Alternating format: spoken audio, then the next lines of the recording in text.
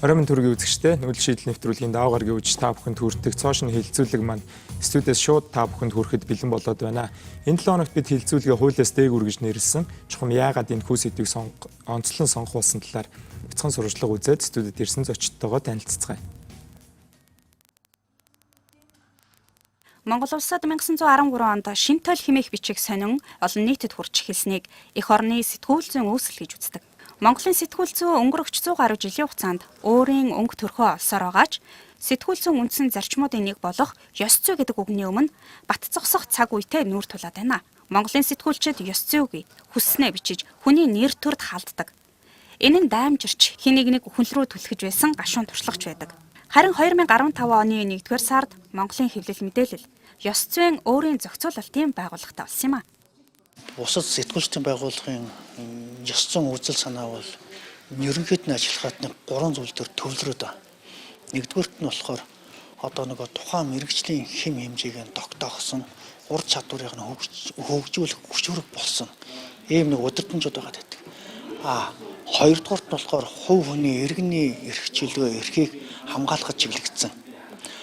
Гуравдугаарт нь болохоор бусдад болон өөртөө хор хохирлоо учруулахаас эрсдлээс хамгаалсан одоо бамаа маяг иймэрхүү үзэл санаанууд бол байгаа. Энэ гурван үзэл санаа бол манай Монголын хэвлэл мэдээллийн зөвлөлийн ёс зүйн зарчимд бол үндсэндээ шингээд өгчихсөн байж байгаа. Энийг бол би зөвхөн таагаад бас хэлээд байгаа юм биш.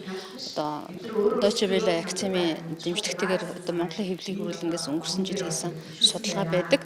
Энэ судалгаагаар бол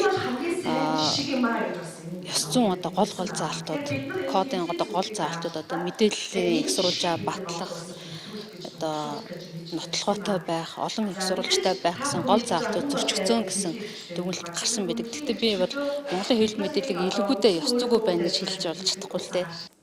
Хэвлэл мэдээллийн ёс зүйн өдрүүдийг олон улсын хэмжээнд 9-р сард тэмдэглэн өнгөрүүлэх уламжлалтай. Анх сайн дурын хэдэн сэтгүүлч нэгдэн бусдыгаа урайлж байсан нь жил ирэх тусам өргөдсөр. Өнөөдөр олон орныг хамарсан өргөн цар хүрээтэй арга хэмжээ болсон байна. Монголын хэвлэл мэдээллийн зөвлөл 9-р сарын 26-наас 30-ны өдрүүдэд Монгол улсад анх удаа энэ хэвлэлийн ёс зүйн өдрүүдийг тэмдэглэн өнгөрүүллээ. Энэ өдрүүдэд хэвлэл мэдээллийн ёс зүй таны бодлоор хэвлэл мэдээллийн ёс зүйг хэрхэн төлөвшүүлэх вэ зэрэг салбарын өөрийн дотоод зохицуулалт, үнэлэлт дүгнэлт өгч цаашдын хандлага тодорхойлсон хэлэлцүүлэг ярилцлагуудыг зохион байгуулсан юм а. Тэр өнгөрсөн хугацаанд бол ерөнхийдөө хэвлэлийн зөвлөлд ирсэн одоо уншигчдаас ирсэн гомдлыг харуул ихэвчлэн одоо сэтгүүлчд маань энэ ёс зүйн бүр ихний заалт бүхийг одоо их сурвалжаа баталгаажуулах ч гэдэг юм уу те иймэрхүү энгийн одоо алдаануудыг маш их хийж байгаа нь ажиглагдаж байна. Монголын хэвлэл мэдээллийн зөвлөлийн сонин сэтгүүл сайтын ёс зүйн хороонд иргэд болон байгууллагуудаас ирсэн хэвлэлийн ёс зүйтэй холбоотой гомдлыг барагдуулдаг болсон. 1 жилийн хугацаанд 40 гаруй хэвлэл мэдээллийн байгууллагад 20 гаруй гомдол ирсний дийлэн хувь нь хэвлэлийн байгууллагын ёс зүйн алдаа байжээ. Хамгийн гол нь баталгаагүй их сурвалжид үндэслэн ямар нэг байдлаар хэн нэг хүний нэр хүндэд халдах нь түгээмэл үзэгдэл болоод байна. Тиймээс ёс зүйн зарчмын хүрээнд редакц сэтгүүлчид ажиллаж сурах нь чухал болоод байгаамаа. За тэгвэл энэ сэдвээр ярилцахаар бид студидтэй зочдтой урьж авчираад байна. Баруун гар талаасаа танилцуулъя. Монголын хэвлэл мэдээллийн зөвлөлийн өдөр дэх зөвлөлийн дэд дарга Тамир хүрэлцэн ирсэн байна.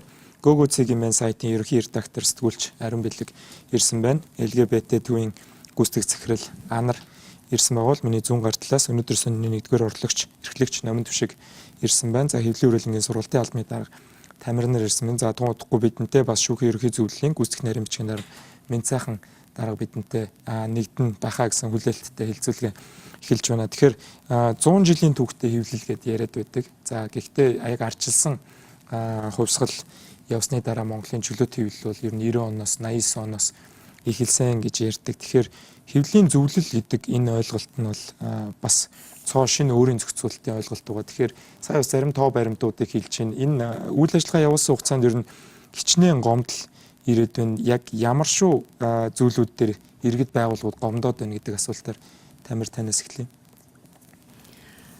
За хэвлэл мэдээллийн зөвлөл байгуулагдаад жил гаруй хугацаа болоход бид нэр 2015 оны 4-р сарын 22-наас эхэлж гомдол хүлээж авсан байна. Тэгээ энэ жил гаруй хугацаанд одоогийн байдлаар нийтдээ 56 хэвлэл мэдээллийн байгууллагад хаягдсан 18 гомдлыг авч үзэж хэлцлээ.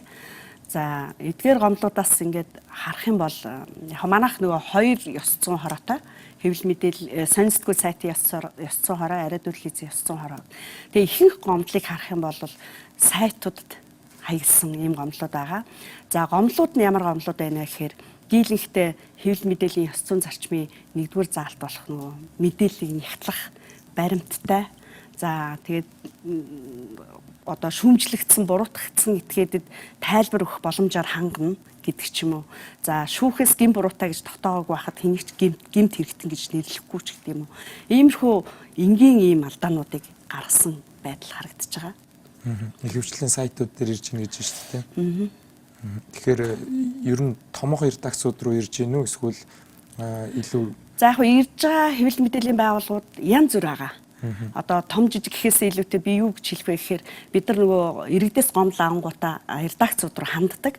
За ийм гомдол танаа дээр ингээ хаягдж ирсэн байна. За энэ гомдол дээр хариу тайлбар өгөөч гэдэг. Тэгэхээр одоо ирсэн 56 байгууллагыг чи одоо за нэг бараг 15 6 4 5 ингээ хаяг нь олдохгүй. Ялангуяа энэ бол сайтууд дээр л гарч байгаа юм л да. Хаяг нь олдохгүй, хаана байдгийг нь мэддэхгүй. За одоо ингээд нэг сайт гэдээ байцсан тэрэн дээр нь байгаа утас руу нь холбогдох гэхээр одоо утас нь холбогдох боломжгүй. Иймэрхүү бас редакцтай эсэх нь мэддэхгүй ийм сайтууд дээр бас нэлээд гомдол ирээд байгаа. Ялангуяа нөгөө тэр нэг анзаарсан бах тийм ээ нөгөө хэвлэл мэдээллийн байгууллагуудын тоо гомдлын тоогоос хамаагүй их байна гэдэг бол нэг одоо сайтан дээр гарсан мэдээлэл эсвэл нэг сонин дээр гарсан мэдээллийг маш олон сайтууд хуулбарлаад тавьчихдаг. За тэгээд тэрнтэй холбоотойгоор нөгөө хуулбарсан сайтууд нь олдохгүй байна. Тэгэхээр энэ нөгөө нэг нийт ингээд хэвлэл мэдээллийнхний бас нөгөө 900 алдаа гаргадаг гэдэг нэг тийм ойлголт руу иймэрхүү сайтууд төрүүлээд идэм биш байгаа гэсэн бас санаа харагдчихсан. Тэгэлгүй яг. Тэгэхээр номин тушиг эрхлэгчээс бол мэдээж хэрэг Монголын сэтгүүл зүй бол ёс зүйн зарчим болон сэтгүүлчдийн хэвлэл болон хэвлэлийн зөвлөлөөс барьсан ёс зүйн кодуудыг баримтж ажиллахыг хичээдэг. Гэхдээ яг өдөр тутам редакц дээр ер нь энийг мөрдөж ажиллахад ер нь ямар хүндрэл гардаг вэ? Ер нь ажил дээр яг практик дээр мэдээж хэрэг бид нэр ёс зүйгээ баримталж ажиллахыг хичээдэг өөрөө чи хэлснээр гэхдээ одоо энэ дээр их сурвалжийг бид нэр юу яах хэвээр нягтлах шалгах хэвээр гэж хэлж байна тий. Тэгэхэд бид нэр хуулийн одоо байгууллагаас их сурвалж авлаа гэхэд хуулиндаа бол бид нэр тэднээс албан ёсны бичиг авах хэвээр болсон байдаг тий. Хизээч хуулийн байгууллага биднэрт албан ёсны бичиг өгөхгүй. Бидний ажил бол итгэл дээр явж байдаг ажил. Тухайн хуулийн хүн нь бол бид нэр тэдний одоо их сурвалжаа танаас авсан шүү гэд хин нэгэн дарга нь өрөөндүүдүүдэд оруулаад ирэхэд хэлэхгүй гэдэг итгэлцлээр тэд нар биднэрт мэдээлэл өгдөг. Бид нар тэд нар үнэн зөв мэдээллийг биднэрт өгч байна гэдэг итгэлцэл дээр бид нар ингэж ажилдаг. Өөрөөр хэлэх юм бол энэ ёс зүйн одоо код за ёс зүйн код биш юм хэдэ ялангуяа хууль бол одоогийн ажиллаж байгаа нөхцөлд бол үнэхээр тохиромжгүй юм шиг надад санагддаг. Яг хуулийг бол сэтгүүл зүйн ажлыг хийж үзээгүй хүмүүс гаргасан юм шиг надад тийм сэтгэл төртгөлтэй яг үнийг хэлэхэд бол.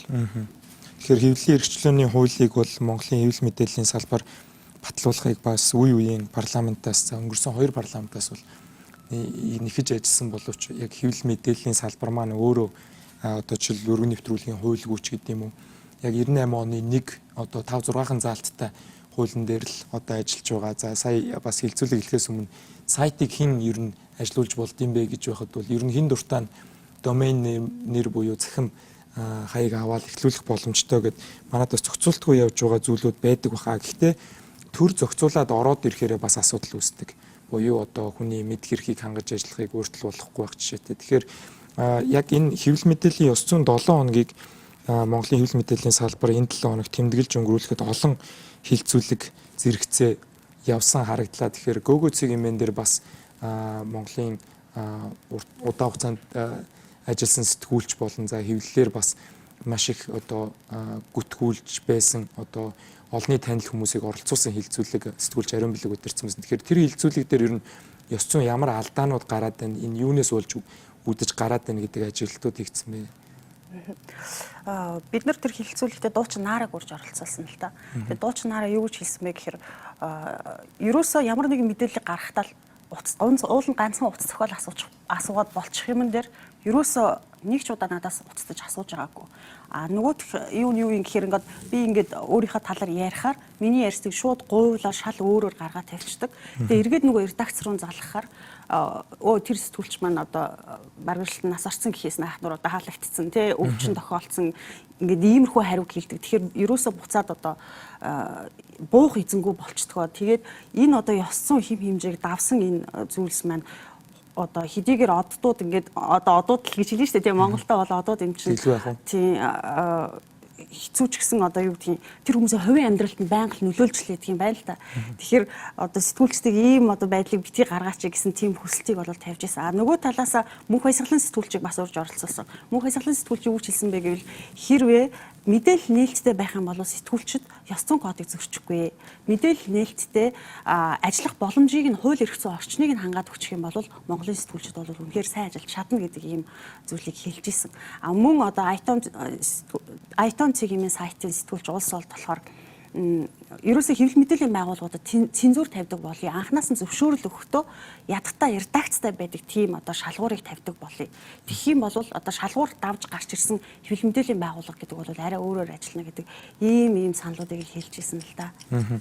Тэгэхээр яг одоо бид бүхэн нэвтрүүлгийн өмнө уламжлал ёсоор баасан гаргаас эхлээд хэвлэл мэдээллийн ёс зүйг тэгвэл хэн хангах ёстой юм бэ гэдэг санал асуулгыг бас явуулсан байгаа. Санал асуулгын дүнд за яг өнөөдрийн байдлаар бол 202 хүн саналаа өгснөө сэтгүүлчид гэдэг дээр хамгийн их буюу 66% нь сэтгүүлчид ёс зүйг хангаж ажиллах ёстой гэсэн байна. За дараагийнх нь буюу одоо 20% онлайн санал асуулгад оролцсон хүмүүс эзэд ёс зүйг хангах ёстой гэсэн бол 11% нь боловсролын систем.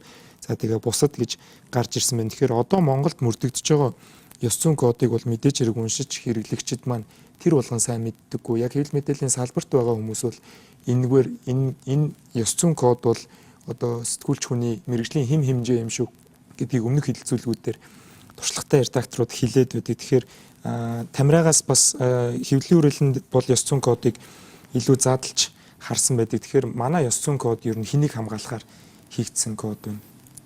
За сая нээлтийн сурвалжлаган дээр хэлжсэн олон улсын ерөнхийдөө ёс зүйн кодууд нь үндсэн 3 байгаад байна гэдэг хэлсэн. За үүнд нөгөө бодит байдалд нийцсэн мэдээлэл бэлтгэхийн тулд нягтлж баталгаажуулдаг байх гэдэг юм. За тэр нөгөө аливаа хэлбэрийн гүтгэлэг доромжлогоос хол байх гэдэг юм. За 3 дахь нөгөө бусдын болон одоо өөртөө хор урш учруулахгүй байх гэдэг. За манай ёс зүйн хэвлэлийн зөвлөл яг одоо мөрдөж байгаа, дагаж мөрдөж байгаа ёс зүйн зарчим маань энэ 3 бол бүрэн шингэсэн байгаа. Ерөн зүгээр яг хинт хамаатай вэ гэдэг дээр 9 зарчим 32 өдөр дэмжээдэг байхаа тийм. Энэ дээр зүгээр бид нэг задлаад үзэхлээр нэг 40% нь хүний эрх чөлөөг хамгаалах гэж чиглэгдсэн. За нэг 30% нь сэтгүүлчийн мэрэгжлийн хэм хэмжээг тогтоосон. За нэг 20% нь сэтгүүлчийн мэрэгжлийн тэр хэм хэмжээг хязгаарласан. За зарим талаар үүргэжүүлсэн иймэрхүү заалтууд. За 10 хүрэхгүй нэг 6% нь редакц болон эзэд эрхлэгчдэд хамааралтай тийм зүйл заалтууд байгаа. Тэгэхээр нөгөө талаас хамгийн их зөрчигдөж байгаа нөгөө нэгдүгээр баримтыг баталгаажуулах, нягтлж шалгах гэдэг их зөрчигдөд байна гэж яриад байгаа. Тэгэхээр ёс зүйн зарчим маань яг уг нь ийшээгээ бол чиглэлсэн зарчим байгаад байгаа. Тэгээд сэтгүүлчд маань дагаж мөрдөх асуудал байгаад байгаа. Тэгэхээр хувь хүнийг хамгаалах гэдэг дээр одоо Монголын сэтгүүл зүй бол сэтгүүлчдийн эвлэлийн хурлаар баталсан ёс зүйн кодтой байсан. За тэрийг бол хэвлэлийн зөвлөл одоо өнгөрсөн 2 жилийн хугацаанд бол илүү олон хилцүүлэг явуулаад арай илүү дагаж мөрдөхөд боломжтой болгосон гэж ойлгоод байгаа. За энэ дэр хүний эрх болон хувь хүний англиар бол liberty гэдэг хүний хүний эрхийг хамгаалсан зарчмууд их байгаа гэж байгаа мөртлөө хүний эрхийг яг болон одоо Монголын хэвлэл мэдээллийн байгууллагууд 500 гаруй байгууллага хэр гендрийн мэдрэмжтэй сурвалж байна гэдэг асуултыг бас анараас сонирхмоор байна л да. Тэгэхээр LGBT төвийн үүднээс бид нар яг media watch хийдэг байсан л да. LGBT хүмүүсийн талаар хэвлэл мэдээллийн байгууллагууд ер нь хэр зэрэг жишээлбэл мэдээлж байна. Эсвэл мэдээлж байгаа байдал нь ямар байна? Үг хэлэг нь ямар байна гэдгийг нэлээд нарийн харж үздэг байсан. Аваад үзэхэд бол ер нь бол одоо хэдэн жилийн өмнөхтэй харьцуулаад одоо харьцуулахад бол өөрлөлтөө. Гэхдээ хэдэн жилийн өмнө бол ерөнхийдөө нэг тийм хөвшмөл буруу шинжлэх ухаанч бос ойлголтуудыг нэлээд түгээн дэлгэрүүлсэн. Тэгээ жишээлбэл юу гэдэг бэлгийн чиг баримжаа гэдэг бол төрөлхийн зүйл гэдэг шинжлэх ухаанаар тогтооцсон байхад ингээд одоо юу гэдэг өөрчлөгдчихдөг, тэгээ сонгогчдөг, олдмол гэх мэтлэн энийг бол байнга ашигладаг байсан. Сүүлийн 2-3 жилд бол энэ арай өөр болсон байлээ. Мэдээж хэрэг шинэ залуу сэтгүүлчид маань бас төрөл бүрийн мэдээлэл уншаад үзээд энэ болгоныгоо бас мэдээлэлтэй багтааж шингээж байгаа нь бол их таалагдж байгаа. Гэтэ ерөнхийдөө бол асуудууд байдаг. Яагаад гэвэл LGBT хүмүүс гэдэг маань угаасаа цонх байгаа тийм нийгмийн цонх байгаа, бэлгийн цонх байгаа. Гэтэл бол ерөнхийдөө аваад үзэхээр жишээлбэл бид нар жилдээ нэг удаа тэгш ирэх бархлын өдрүүд хийдэг. Жилдээ нэг удаа гэдэг маань ерөөсөө нөгөө нийгэмдээ бэлгийн чиг баримжаа, хүйсийн баримжаа илэрхийллийн талаар зөв мэдээлэл ойлголтыг өгөхийн тулд хийж байгаа зүйл байгаа тийм мэдэх эрхийн дагуу, мэдүүлэх эрхийн дагуу. Гэтэл бол жишээлбэл хэвлэл мэдээллийн байгууллагууд ерөөсөө эрд сурвалжилдгүй ч юм уу тийм нэг иймэрхүү асуудал гараад идэг. Энэ эргээл нөгөө нийгэм чинь бүхэл бүтэн ялгаатай байдлуудаас бүрдсэн байна гэдгийг ойлгохгүй зөвхөн зарим сэдвүүдийг тэгээ сейф буюу аюулгүй сэдвүүдийг жишээл хүүхдийн эрх ч юм уу те эмэгтэйчүүдийн эрх за хөдөө амьдарч байгаа хүүхдүүдийн боловсрох эрх тэгээ лам хүүхдүүдийн эрх ч юм уу морь унж байгаа хүүхдүүдийг гэх мэтлэн зүйл дээр илүү анхаарал өгөөд гэтэл бол нөгөө бэлгийн цонхийн талаар жишээл бүрэн дүүрэн нийтлэл нэвтрүүлгүүд ерөөсө баг хийгдүү. Тэр нөгөө хэвлэл мэдээллийн нөгөө үүрэг маань нийгмийнхаа тойл байх хэвээр тий тэнцвэртэй байх хэвээр гэдэг нь бол алдагдаад идэг л да.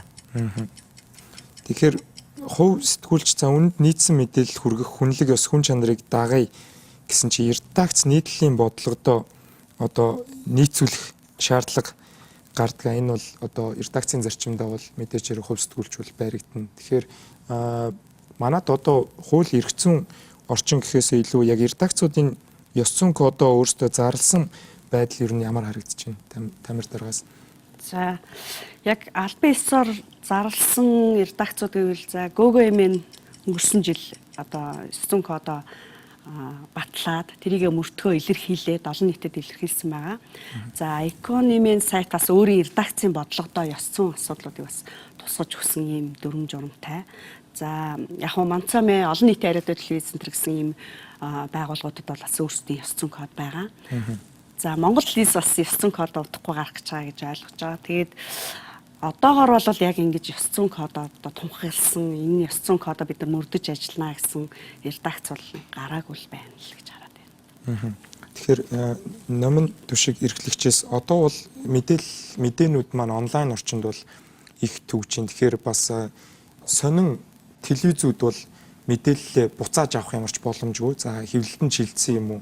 Орой эфирт орсон бол тухайн мэдээлэлтэй шууд хариуцлага хүлээн. За хэлж байгаа зүйл болон мэдээлсэн мэдээндээ за илүү цахим орчинд бол мэдээлэл илүү хурдтай төгж байгаа юм шиг боловч эргээд мэдээ унгаагч гэдэг юм уу? Тэр мэдээгээ устгахчих энэ төр гэдээ бас ухрах одоо боломжууд байгаад байна л да. Тэгэхээр энэ өөрчлөгдөж байгаа энэ интернет болон одоо сошиал медиа орчин өөрчлөгдөд хүмүүс хэвлэл мэдээллийн ёс зүйг бас зүгээр сошиал медиа хэрэгжилж байгаа одоо тэнд мэдээлэл түгээж байгаа нэг зураг тавиад энийг хараа одоо ичтлэн шеэрч гэдэг юм. Тэрийг хэвлэлтэй андуураад хэвлэл мэдээллийн салбарыг ёс зүйгүй байна гэдэг хандлага энэ ажиглагдаж байна. Танай редакц дээр ч юм. Мэдээж хэрэг ажиглагддаг. Гэхдээ энэ дээр бол уламжлалт хэвлэл мэдээллийн байгууллагыг яриад штэ тий. Уламжлалт хэвлэл мэдээллийн байгууллага өөрсдөө ёс зүйтэй байгаад удаан хугацааны турш ёс зүйтэй үйл ажиллагаа явуулж байж л өөрсдөө эднэрээс ингэж ялгаж салгаж харагдуулна. Зөвхөн уламжлалт хэвлэл мэдээллийн байгууллага гэхгүй вебсайтууд ч гэсэн тий редакцгүй вебсайтууд байдаг гэж энэ редакцтай вебсайтууд байдаг гэж энэ вебсайтууд ч гэсэн ёс зүйтэй үйл ажиллагааг удаан хугацаагаар явуулахлаар хүмүүс итгэдэг болдог. Хэвлэл мэдээллийн байгууллагын хамгийн том өмч нь бол одоо уншигчдийнх нь итгэл энэ байгууллагын хэлцэм чинь энийг үнэн байгаа даа гэдэг тэр итгэл бол хамгийн үнэтэй зүйл нь байдаг. Тийм болохоор энэ бол цаг хугацааны асуудал гэж би ойлгодог.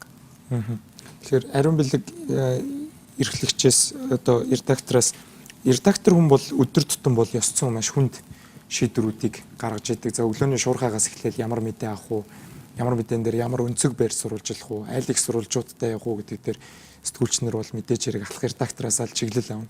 Тэгэхээр яг өөрийн чинь сэтгүүлч хийж исэн энэ жилүүдэд гаргаж исэн хамгийн хүнд одоо ёс зүйн шийдвэрүүд ямар шийдвэрүүд байсан бэ? Сонирхолтой байж магадгүй те. Одоо жишээлбэл саяхан Америкийн 2 багш Индианагийн их сургуулийн багш ирээд сэтгүүлчтэй уулзч явахд хэлж исэн л да. За аав нь хүүхдээ машинд орхиод хүүхэд нь халуунд бүтээд өгсөн тийм санамсаргүй осол гарсан ба.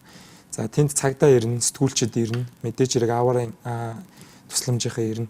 За тэр хүүхдийн зургийг бол одоо хүүхдийн зохицыг бол энд дэндээс нь зургийг авсан. Тэр зургийг нийтэлж олон нийтэд хүргэх үү. За тэр одоо шоконд орсон байгаа аав ээжийг үзүүлэх үү, нэрийг нийтлэх үү гэд. Энэ бол цахим сэтгүүл зүйдээр өөр болж байгаа. Өмнө нь бол одоо Монголд бол ихэвчлэн одоо хүний нэрний эхний үсгийг ашигладаг ч юм уу, иргэн А, Б, С гэд явдаг. Тэгэхээр одоо танаа дээр бол фотогоор мэдээлэл бэлдэх бол маш их шаардлага гарна. Видеогоор ч мэдээлэл бэлддэг. Тэгэхээр тийм хүн шийдрүүд гарах үе байдаг. Тэр үед яаж шийддэг вэ? Ёс зүйн кодоос гадна.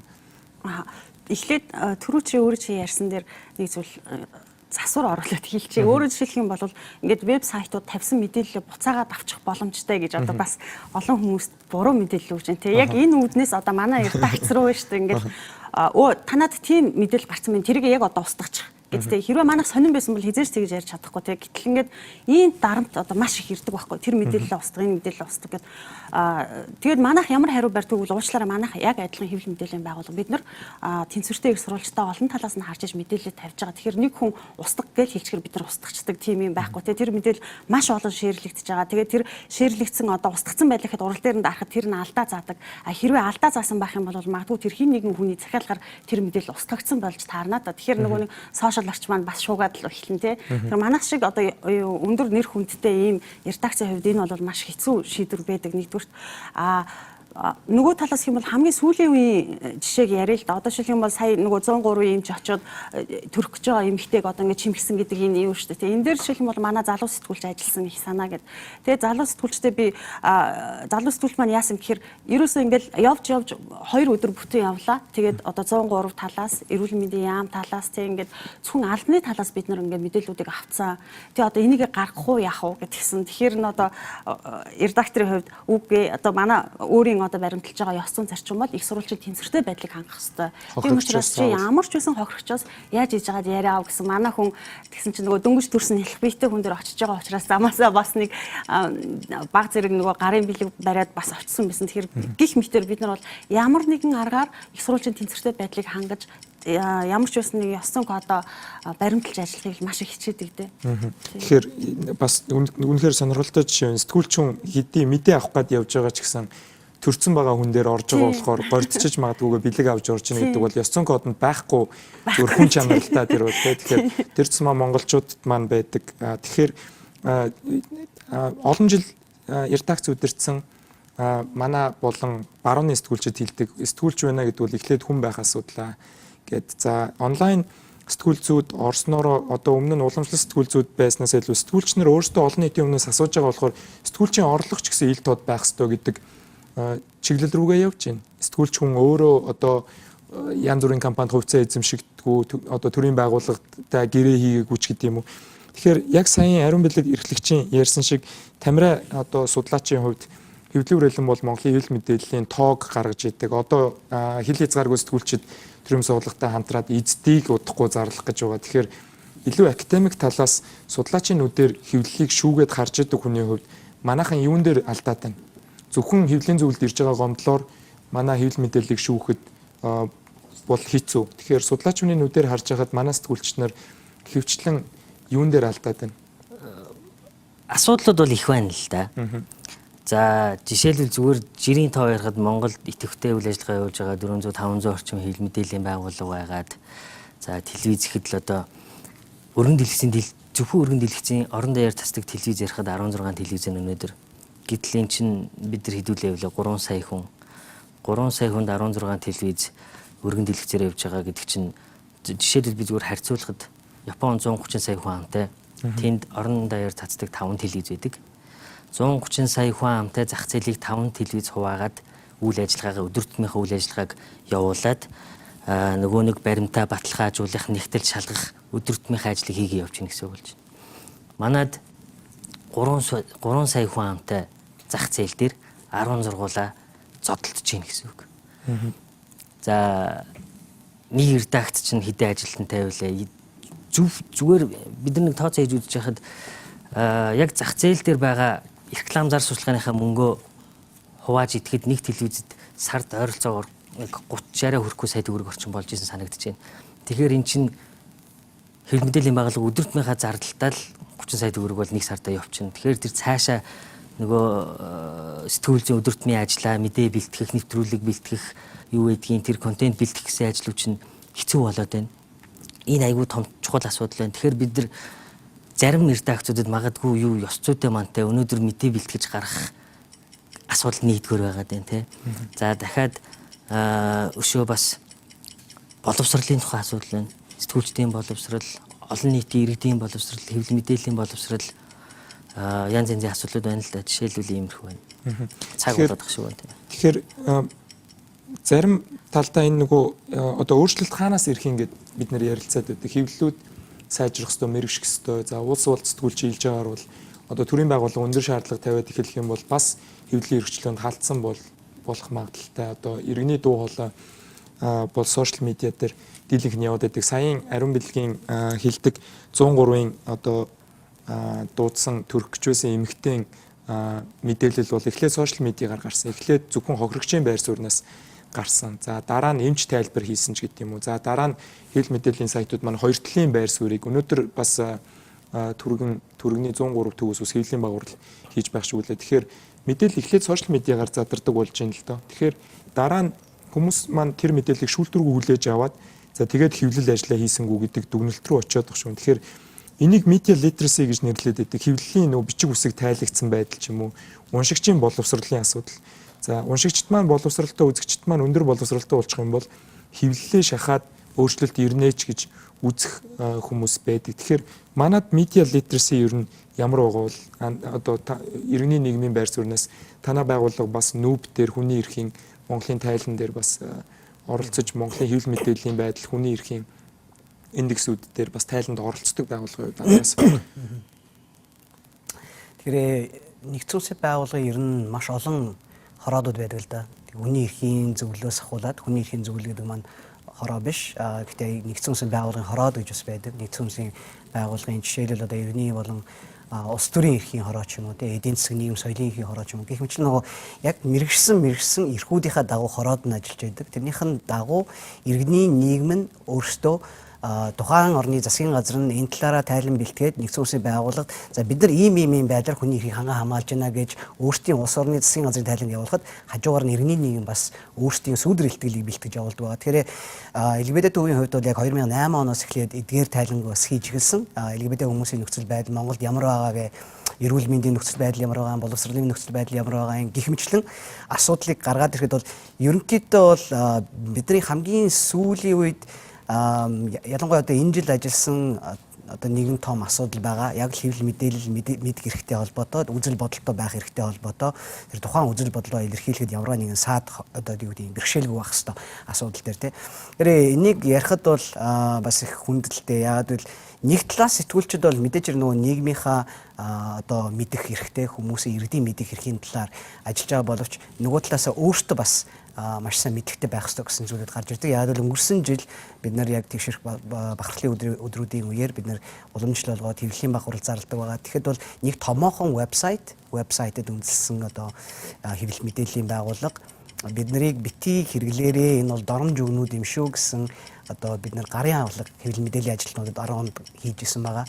Тэрийг бүх хүмүүс тараасан байхад яг тэдрээс нь яг доромж өгнүүдийг аваад ингээд бичсэн ч юм уу те. Тэгэхээр одоо юу гэдэг хэвлэл мэдээллийн байгууллагад ажиллаж байгаа хүмүүс мэдээж үзэл бодолтой байх эрх чөлөөтэй. Гэхдээ тэр эрх чөлөөгөө сэтгүүлчийн үднээс ашиглаж болох уугүй юу те. Тэр хувь хүний үзэл бодол орох ёсгүй гэсэн энэ ёс зүйгээ бас баримтлахгүй байна уу да. Хувь хүний одоо үзэл бодлоор маш их тэрийг гаргаж байна уу да гэсэн зүйлүүд харагддаг. За баярлалаа. Тэгэхээр мэдээлэл устгаж болдго нь өнөөдрийн тухайд нөгөө талын сайтын давуу тал за алдаагаа засах алдаа хизээд байна гэж Twitter хэрэглэгч одоо самбуу бичсэн байна. Үзэгч тав хүн ч гэсэн нүүдэл шийдэлхүүр үгийг ашиглаж хэвлэлийн ёс зүйн талаар өөрсдийнхөө санс сэтгэлийг хилцүүлэгчүүд ирүүлэх боломжтой. Тэгэхээр яг энэ талаар өнөөдөр бас гадны редакцууд мэдээлэл дээр яаж засвар оруулж ийнэ вэ гэхээр тухайн мэдээллийг устгадаггүй. За яг тэр линкэн дотроо засвар хийд юм байна. Хэрвээ факт зөрсөн байх юм бол энэ буруу байсан байна гэд ингээд дарцсан. Яг ингээд цаасан дээр дарцсан юм шиг. Тэгэхээр энэ бол бас нэг өөрийнхөө бурууг хүлээн зөвшөөрч за тэр баримтыг залруулна гэдэг бол бас хариуцлагатай редакцийн нэгэн том соёл юм уу гэж өнөөдөр бас онлайн сэдвэрээ бэлдэж байхад бас уншлаа. Тэгэхээр өдөр тутмын сонин дээр ер нь орж ирж байгаа сэтгүүлч нарын бэлтгэгдсэн байдал ямар байна? Мэдээч хэрэг зарим тохиолдолд бол сэтгүүлчид ихэнх тохиолдолд мэдхгүйгээсээ болж алддаг. Тухайн процесс яаж явагддгийг за мөнгөний бодлого юм уу, сангийн бодлогыг сурвалжилж байгаа хүн бол тухайн сэдвэрээ эксперт байх боломжгүй. За тэгэхээр манай сэтгүүлч нар яг нэг талаараа мэрэгших шаардлага бол өндөр байна гэдэг зүйл бол байнга яригддаг шүү дээ. Тэгэхээр мэдхгүйгээсээ болж алдчихж байгаа юм гардаг уу? Мэдээж хэрэг мэдхгүйгээс болж алдаа маш их гаргадаг. Гэхдээ би түрүүн ярьсан сэдвүүдтэй ингээ холбоод ярихад бол энэ асуудал би одоо media literacy-гээс болж ийн гэж бодохгүй байна. Тэ иргэд болвол манайхан уншаад тэ энэ бол social media-гийн мэдээ байна, энэ сайтын мэдээ, энэ сонигийн мэдээ гэдэг ялгадаг болсон. Би эхлэхдээ жоохон хатуу хэлсэн байж магадгүй. Тэ ерөөсөө хэвлэл мэдээллийг мэдгүй хүмүүс энэ хууль гаргаж байгаа шиг байна гэд хэлж ирсэн. Яагаад тэгж ийна гэх юм бол түрүүн хэлсэн нөгөө Reporters Without Borders гэд тэднэрээс гаргадаг судалгаагаар бол манай хэвлэл мэдээллийн эрхчлөө 6 ранкаар доошилсан. 2015 онд бид нэр 54 чагсаж исэн бол одоо бид нар 60 чагсаж байгаа. Тэгэхээр зэрэг түрүүн 3 сая төгрөг одоо нэг редакцид тоноогддгоо гэд ярьж байна те. Өөрөөр хэлбэл хэдэ уучлаарай 30 сая ингээд яаж гинэ гэд ярьж байна те. Тэгэхээр зэрэг бид нарт одоо сэтгүүлчдэд үйл ажиллагаа явуулах нөхцөл байдал нь ингээд улам хумигдаад байгаа учраас ёс зүйн асуудал улам хэцүү болоод байгаа юм болов уу гэж би бас бодож байна л да. Тэгэхээр зэрэг одоо орлого олж чадахгүй байгаа хүмүүстэй сэтгүүлчдийнхаа тоог багасгана. Тэгэхээр зэрэг дөнгөж сургуулиас ороод ирсэн хүмүүсийг мэдээнд явуулна. Тэднийг бэлтгэх биднэрт боломж байхгүй болно. Иймэрхүү асуудал нь хамгийн чухал байгаа юм болов уу гэж би бодож байгаа юм аа. Тэгэлгүй яг. Тэгэхээр бизнесийн орчин муу байгаа болохоор дундад сэтгүүлчийн цалин бага байгаа үед бол одоо бага цалинтай хүмүүсээс одоо өндөр чанартай одоо барууны хэмжээний одоо нэг хүн явж мэдээ аваад араас нь 2 редактор нэгтэлж залгадаг ч юм уу те New York Times-ийн стандарт ч гэдэг юм уу тийм зүйлийг хүсэх нь өөрөө бас өрөөсгөл байж болно гэд манад бол бизнесийн одоо хэвлэл мэдээллийн зах зээлд хэтэрхий олон тоглогч байна гэд. Тэгэхээр одоо хэвлэлийн зөвлөл дээр орж ирж байгаа гомдлуудаас ингээ харахаар дандаа жижиг сайтууд байна гэд. Тэгэхээр хүмүүс яг өөрийн зохицуулалтын механизм 1 жилийн одоо туршид ингээд явхад ер нь нөхцөл байдлыг сайжруулах гэсэн итгэл харагдаж байна уу тамир дараагаас? За яг түрүү ярьсантай нэг иргэдээс ирсэн гомдлыг хүлээж авангуудаа бид нөгөө редакцуудад хандаад хариу тайлбар өгөөч гэдэг. За тэгээд 15 онд ирсэн гомдлуудын дийлэнх нь хариу өгөхгүй байсан. Хариу өгөхгүй газар олон байсан. Дээр нь байсан бол одоо 16 онд гэх юм бол одоо хариу өгдөггүй редакц жишээлбэл нэгч байхгүй болсон. Бүгд ямар нэг хэмжээгээр хариу өгж байгаа. За өгж байгаа хариу нь бол мэдээж зарим нь бол өөрсдөө баталж байгаа. Бид нар бол энэ ёс зүйн зөрчил гаргаагүй. Ийм баримттай ийм мэдээлэлээ гэд. Зарим нь бол эхнээсээ уучлалгүйж эхэлж байгаа. Шууд алдаагаа олж хараад бид нар бол алдаагаа алдсан байна. Тийм учраас энэ иргэнээс уучлалгүйж байна гэд нөгөө иргэнлүүгээ яриад уучлалгүйж байгаа ийм тохиолдол бол гарч байгаа. Зүгээр яг хуу одоогор бол нөгөө шууд өөрийнхөө хэвлэлээр одоо залруулга гаргаад тэр уучлалаа гаргаж байгаа соёл бол бас арай л гараагүй л байна л да. Одоогор залруулга яг өөрийнхөө хэвлэл мэдээлэл дээр гаргацсан байгууллага бол одоогор байхгүй байна. Гэхдээ энэ бол ингээ харахад 1 жилийн дотор хэд нөгөө хэвлэл мэдээллийн зөвлөлийн өөрийн зохицуултыг тодорхой хэмжээгээр редакцууд маань ойлгоод за ямар ч байсан бид нар алдаа гаргасан бол алдаагаа одоо уучлалгүйж сурах хэрэгтэй байна гэдэг рүү явж гэнэ л гэж байна л та. Тэгэхээр хэвлэл мэдээлэл хэвлэлийн одоо өөрийн зохицуулт гэдэг бол ер нь утга нь бид нар алдаагаа олж хараад тэрийгэ засах хэрвээ алдсан байвал одоо нэг олон нийтээс уучлалгүйж чаддаг байх тэр соёлыг л нэвтрүүлж байгаа. Нөгөө талаасаа тэр гаргаж байгаа алдаан дээр зөвхөн сэтгүүлчд биш бас редакцад хариуцлага одоо үүрэх ёстой гэсэн санаа биднэрт бас явж байгаа. Энэ бас энүүгээр бас арай нөгөө бас шин соёлын тий өөрөөр хэлбэл гомдол эхлээд ирэхэд бол манай нэг сэтгүүлч ийм алдаа гаргацсан бид нар сэтгүүлчтэй арга хэмжээ авчлаа гэд ингээд ирүүлдэг байсан бол одоо манай редакц алдаа гаргалаа уучлалгүйж яах гэдэг бол бас сайн талын эхлэл гэж хараад байна л да. Тэгэхээр ариун бэлгээс эргээл яг редакцээр гардаг яг практик зүйлүүдийг сонирхмоор байна л да. Тэгэхээр хэвлэлийн салбарт яг эхлээд номд шиг эрхлэгч болж хийсэн том их сурвалжууд болон хүчний байгууллагын их сурвалжууд ч юм уу ил гарахыг хүсдэггүй. Дараа нь улс төрийн дарамт ирнэ гэдэг юм уу өөрийнхөө нэрийг гаргахгүйгээр мэдээлэл дамжуулах за баруунд бол одоо шүгэлдэгч ч юм уу лик буюу одоо редакцад нэрээ нууцлаад өгөх мэдээлэл ирдэг. За тэрийг нь их сурвалжаа хүндлээд их сурвалжууд хэллээ гэж явдаг ч юм уу те. Одоо тухайн 8-аатай ойрхон байсан их сурвалж хэллээ гэд бичгээр эргээд хэвлэлийнхнийг санаанаасаа зохиогоод бичиж гин ёс зүйгүй байна гэдэг. Тэгэхээр энийг одоо жишээлбэл танаа ёс зүйн кодон дээр юм уу танаа бас даган мөрдөх журам дээр яаж зохицуулдаг вэ? Манай даган мөрдөх журам дээр бол ерөөсөө мэдээллийг одоо энэ хэвлэл мэдээллийн ёс зүйн зарчимтай л ерөнхийдөө адилхан л да. Ерөөсөө мэдээллийг буруу замаар олж авахгүй гэж байгаа. Хуулийн давуу олж авна гэж байгаа. Тэгээд нэг мэдээллийг олж авъя гэд нэг төрийн байгууллага руу хандахаар албан бичиг явуулаа. За тэр одоо тухайн сэдв бол хэвлэл мэдээлэл бид нар бол цагаар биш өдрөөр биш минут секундтай уралдаж ажилладаг хүмүүс шүү дээ. Тэнгүүт албан бичгийн хариуг 14 хоногийн дотор өгнө гэдэг байхгүй. Тэгэхээр тэр сэдвэр бичих бол сэтгүүлчдүүд ямар ч утга учиргүй болж хувирж байгаа юм л да. Тэгээд бид нар одоо байж болох одоо өөр ямар их сурвалжууд байх вэ гэд хайх жишээтэй тий. За энэс гадна одоо бас нэг хамгийн сүүлд одоо бид нарт очроод байгаа нэг бэрхшээл юу юм гэхээр одоо бид нар өмнө говь руу яваад тэнд одоо нүүрс одоо олборлох үйл ажиллагаа яг ямар нөхцөл байдалтай байна вэ гэдгийг сурвалжлахыг одоо хүслээлтэй манай нэг сэтгүүлч надад тийм хүсэлт тавилаа. Би одоо энийг сурвалжламаар байна гэдэг. За тэгээд очиё гэдгсэн чинь нөгөө их сурвалжууд нь олддгоо. Тэгээд тэр нэг сэтгүүлчээ бид нар тийш явуулахаар сэтгүүлчийн аюулгүй байдлыг бид нар хангах боломж байдаггүй. Тэгээд бид нар одоо энэ ч гэсэн бас их том асуудал болж байгаа. Дээрээс нь томилтын зардал. За тэр зардал марлыг бол бид нар одоо гаргачих гэж байгаа юм тий. Гэтэл бол энэ чинь одоо нөгөө юу гэдэг гэр бүлтэй үр хүүхэдтэй сэтгүүлчээ бид нар тийшээ явуулцдаг тий. Тэгтэл тэнд нөгөө хятадын компаниуд ажиллаж байгаа гэдэг бид нар яг үнэхээр хятадын компаниуд ажиллаж байгаа мгүй юу гэдэг тэр чинь маш том ашиг сонирхлыг бид нар зөрчих гээд байна шүү дээ тий. Тэгтэл сэтгүүлчийн аюулгүй байдлыг бид нар яаж хангах вэ? Гэт нөгөө нэг одоо юу гэдгийг тэр нутгийн удирдлагуудтай ч юм уу холбогдохоор биднэрт одоо ямар ч хамаа байхгүй. Энэ чинь тэр чинь одоо бид нар цагдаа нарт дийлэхгүй байж тээ гэдэг юм уу тий. Тиймэрхүү байдлаар хандж байгаа. Тэгэхээр одоо яамарын одоо тэгээд янз бүрийн байдлаар бид нэг их сурвалжаа олж аваад тий одоо их сурвалж ингээд мэдээллийгээд нууц материал гаргаад тавьчихаар шүүхийн өмнө очихоор нөгөө шүүгч чинь бид нэг их сурвалжаа гаргаж ир гэдэг л одоо хуулийнхаа дагуу тийм шаардлага тавьж шүү дээ. Тэгэхээр бид нар нууц их сурвалжийг ч одоо ямар юмныхан нууц байж чадав дээ тий. Тэгээд хуулийн өмнө нөгөө их сурвалжаа гаргаад тавьчихдаг. Тэгэхээр нөгөө их сурвалж дараа нь биднэрт итгэж ямар ч мэдээлэл өгөхгүй байхгүй одоо өөр хин нэгэн хүн хуулийн өмнө дуудагдахыг хинч хүсэхгүй шүү дээ өгсөн мэдээллийнхаа дагуу тий. Тэгэхээр ийм асуудлууд их сурвалжийн ер нь хамаалах асуудал их хэцүү байдаг л да. За тэгэхээр ёс зүйн гэрэл гэдэг Twitter хэрэглэгч зөрчлийн тоогоор хэвлэл мэдээллийн чансааны жагсаалт гаргадаг бай гэж нэлээд ажил хэрэгч санал хэлж байна. Ямарваа нэгэн мэдээний том редакц бол яг өөрсдийнхөө байнгын хэрэглэгч хүмүүсийн хэрэглэгч одоо захиалагч байнгын үзэгчдийнхаа итгэл үнэмшил дээр л оршин тогтнож байдаг. Тэгэхээр Монголын хэвлэлийн зөвлөлд бас авч хэрэгжүүлж болохоор сонирхолтой шийдэл байна. Тэгэхээр Монголын хэвлэлийг ёс зүйгүй байна гэж ярих бол айгүй амархан.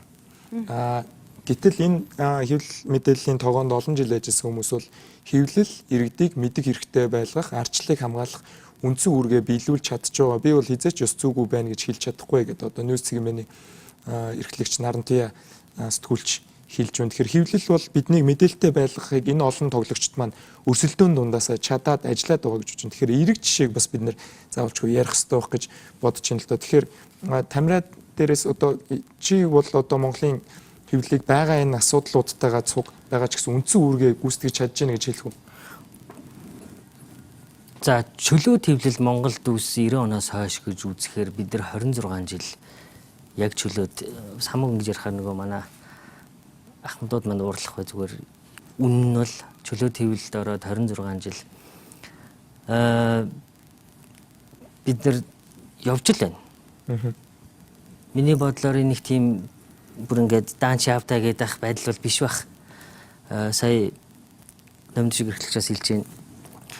Олон нийт маань бас media literacy дээр бас тиймч ядг алдсан биш ээ гэж хэлээд байна. Би бол зарим талаар санал нийлж байна. 26 жил тэртээ бид нэр жамаараа л явж байна. Ёс зүйн хэвлэлийн зөвлөлөө байгуулсан байж байна. За өмнө нь хэд удаа орлогод явагдсан те. Тэгээд эхний жилдээ хідэн ирсэн гомдлынхон тоо энэ төр үзэхлээр өөр бусад улс орнууд ялангуяа пост коммунист орнуудын ирсэн гомдлын тоотой харьцуулахад энэ бол нэг тийм чамлаг үзүүлэлт биш байгаад байгаа тийм. Олон нийт маань гомдол гаргах байд юм уу? Хэвлэл мэдээллээсээ зөв шүүлтүртэйгээр мэдээлэл авдаг тэр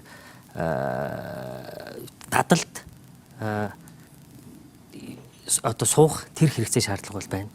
Тэрэндээ нийцсэн сэтгүүл зүйн өөрөө сэтгүүлчд нь өөрсдөө өдөр тутмын ажиллаа хийх одоо үүрэг нь бол байна. Тийм. Би бол тэгэхээр тийм бүр яд хаалцсан тийм муу байдал бол биш гэж бодож Процесс бол явж л байна гэж Явж л байна. байна, Тэгэхээр тийм.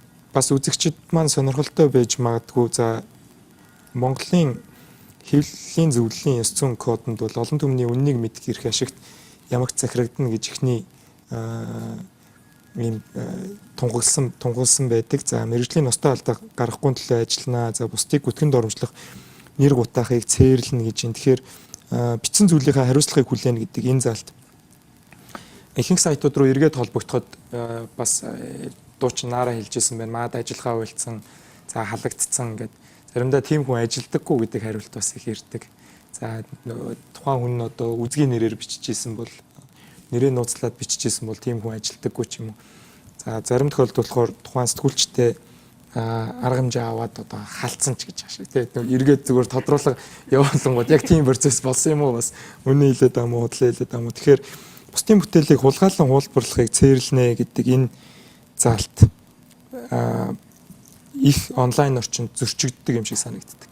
Тэгэхээр хэвлэлийн зөвлөл дээр ингээ олон сайтуудын нэр дурдаад ирэхээр хиний бичсэн бүтээл гэж одоо редакц хариуцлага хүлээх үү? Нийтлсэн болохоор бүгдээрээ хариуцлага хүлээж байна.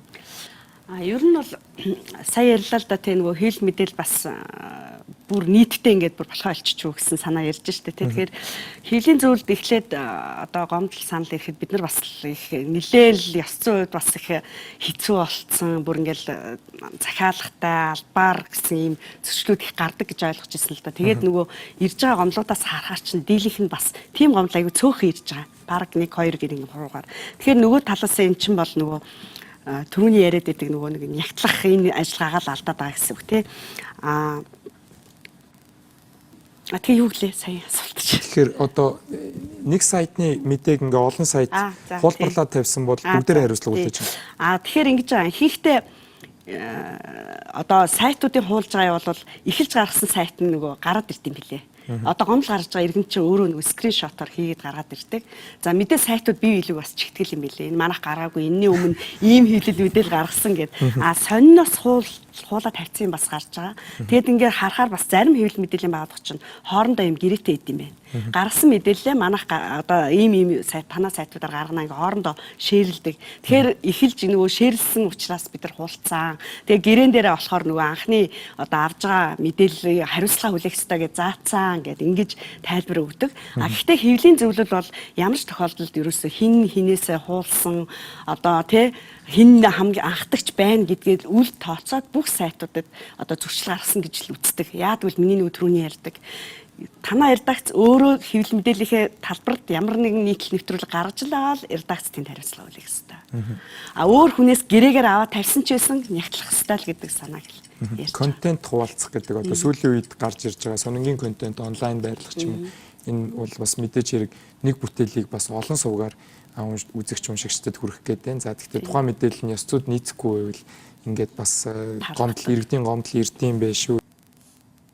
Нүүдэл шийдэл нэвтрүүлэг өнөөдөр хэвлэл мэдээллийн талаар ярилцж байна. Хэвлэл мэдээлэл дотроо за сэтгүүлчдийн болон редакцийн ёс зүйн сэдвээр ярилцж байна. Дэлхийд даяар бол ёс зүйн 7 хоног болон интернет хэвлэлийн ёс зүйн өдрийг тэмдэглэж ирсэн байна. Монгол улс энэ жил анх удаага тэмдэглэж байгаа. Бид бас өөрсдийнхөө талаар ярилцах цагийг гаргаж явах хэрэгтэй гэдэг одоо зүйлийг бас сэтгүүлчид их бичдэг. Тэгэхээр одоо бүгдээрээ сошиал медиа руу оръё.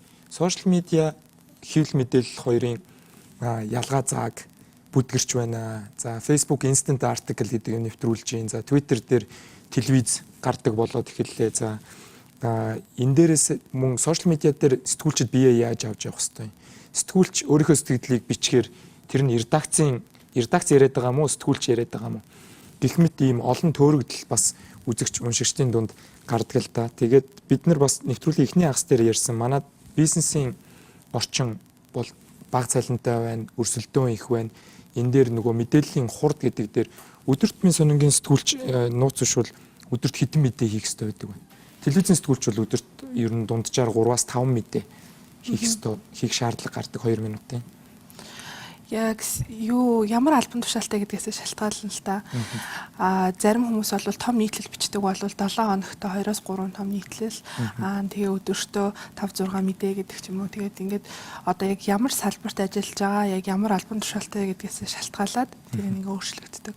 Тэгэлгүй үйл явдлын мөрөөр явж байгаа бол олон үйл явдал өгөх. За сайтын сэтгүүлчнэр ер нь хідэн мэдээ хийж яг тухайн хүн ажиллаа сайн хийж ийн гэж цалин тавьд юм бэл. Ер нь манайхыг тогтоосон юу байгаа л да. Тэр нь яг яаж гэхээр өдөрт 4 үйл явдлын мэдээ бичнэ. 7 хоногт нэг хадас мэдээ гаргана. Сард нэг хадас мэдээ гэдэг нь уучлаарай үзэгчд бол надад сонирхолтой. Сэдвийн мэдээ. Хадас мэдээ гэдэг нь одоо томоохон нийтлэлтэй 90 сурвалжилсан нийтлэл ч юм уу тийм томоохон сурвалжлага гэсэн үг тий. Олон одоо нийтлэл сурвалжлагууд дотор чинь жирийн мэдээг бодох юм бол илүү их нөгөө явж сурвалжлах ирж хайх процесс ихтэй учраас цаг их шаардлагатай. Тийм учраас 7 хоногт нэг удаа хадас мэдээ гаргасан байх хэрэгтэй.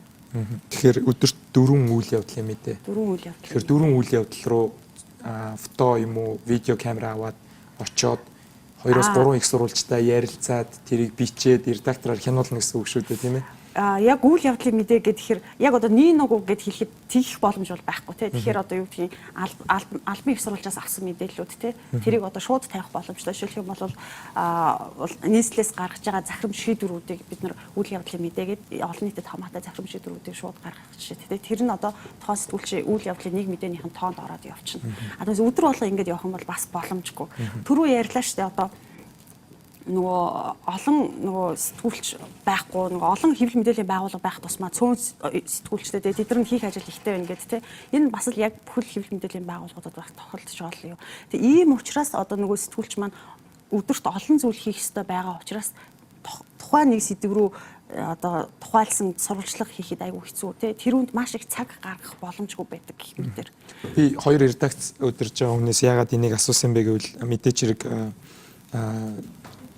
ямар их ачаалттай ажилт юм бэ гэдгийг бас их сурвалжууд маань төрийн байгууллагын их сурвалжууд маань ойлгох хэрэгтэй. Сэтгүүлч нар байнга яарцсан явж идэг. За цаганд баригддаг.